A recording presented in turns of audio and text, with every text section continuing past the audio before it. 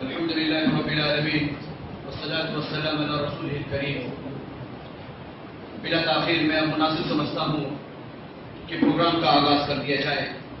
ستارے توڑ کر رک جاؤں یہ ممکن نہیں مجھ سے، ستارے توڑ کر رک جاؤں یہ ممکن نہیں مجھ سے، میرے بائیں طلب کو آسمان کے پار جانا ہے۔ یقیناً اللہ رب العالمین کے کلام میں جتنا انسان متزن ہو کم ہے، اور جتنا ہی اس کی جستجو کرے نئے نئے سیکھ تلاش کر سکتا ہے۔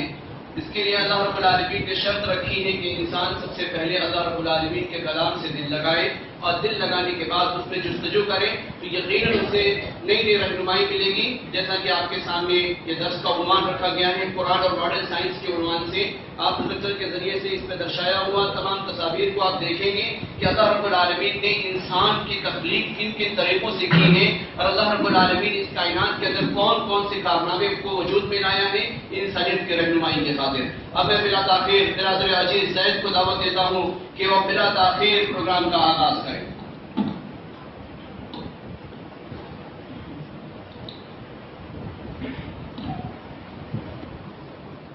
السلام علیکم ورحمۃ اللہ وبرکاتہ۔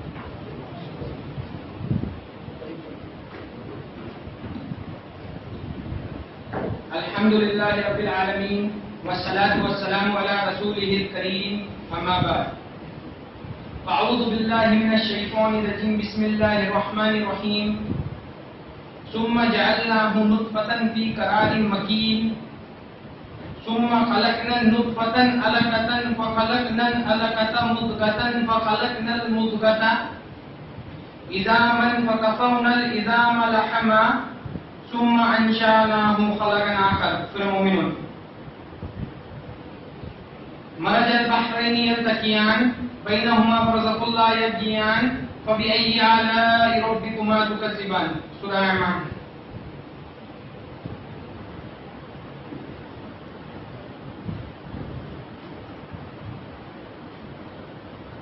محترم سامعین کرام، آج کے درس کا موضوع ہے قرآن اور ماڈرن سائنس، قرآن اور جدید سائنس۔ اصل ہمیں پہلے یہ